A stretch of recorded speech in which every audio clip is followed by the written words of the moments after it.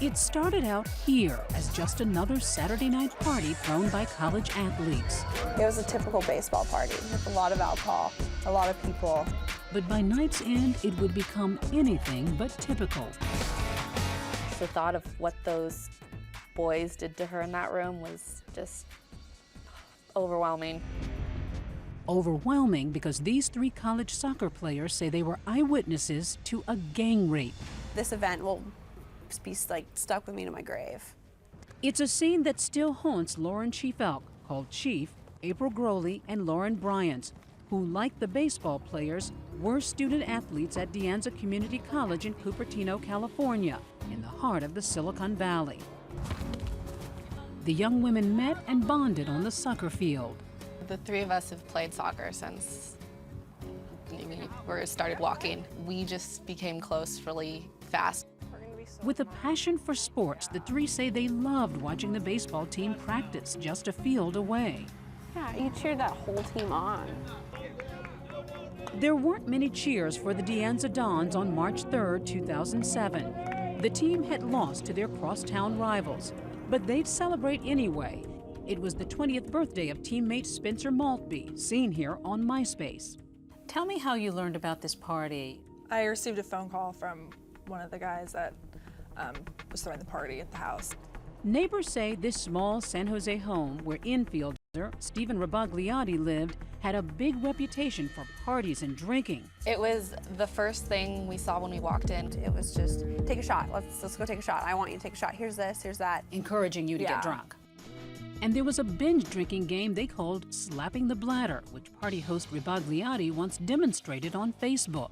They had wine coolers, these bags of wine, hanging on the walls, and they would take one down and slap it and then put it in someone's mouth, and that person would have to chug the thing.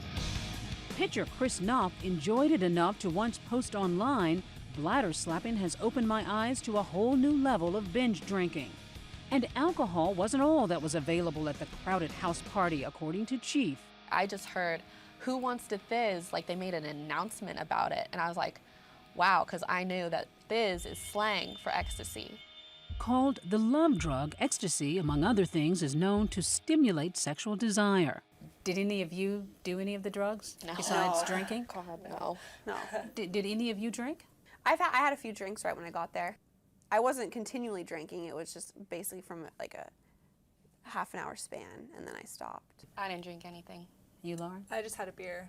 They soon saw a petite young blonde girl hanging out in the kitchen.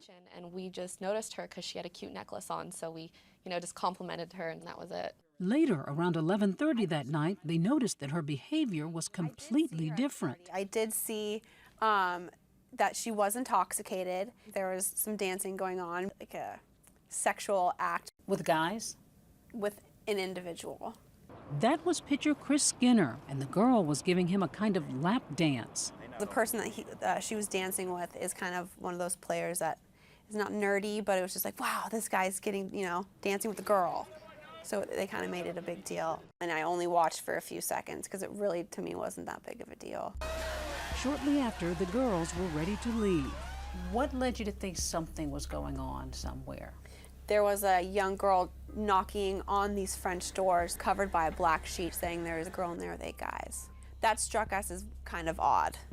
Yeah. And so we took it amongst ourselves to see what was going on. They tried opening the glass doors. A baseball player from De Anza opened up the door, and we're like, oh, what's going on? Is there really a girl in there with 8 guys?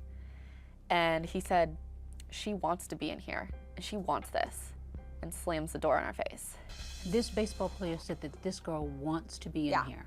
That she wants to be in here, and it's none of our effing business. Just the way that he talked to us really got us angry. It was pitcher Scott Righetti, they say, a familiar face on campus. Now, what do you think is happening at this point? We really have no idea, but we just have a bad feeling. He's getting mad that we keep trying to interrupt and everything. After several more failed attempts, Chief says she suddenly noticed a small corner opening at the bottom of the door. And I walked over and bent down, and when I looked in, what I saw was a girl lying on top of the mattress and a guy on top of her. And Having sex with her? he was having sex with her. And there were about 10 pairs of legs. They were surrounding the bed right next to each other, Watching. watching. It was the same blonde girl they'd seen in the kitchen, the same girl April had watched dancing so provocatively. And I just immediately knew that this guy is raping her. And I just stood up and just grabbed Lauren and said, look what's going on in here.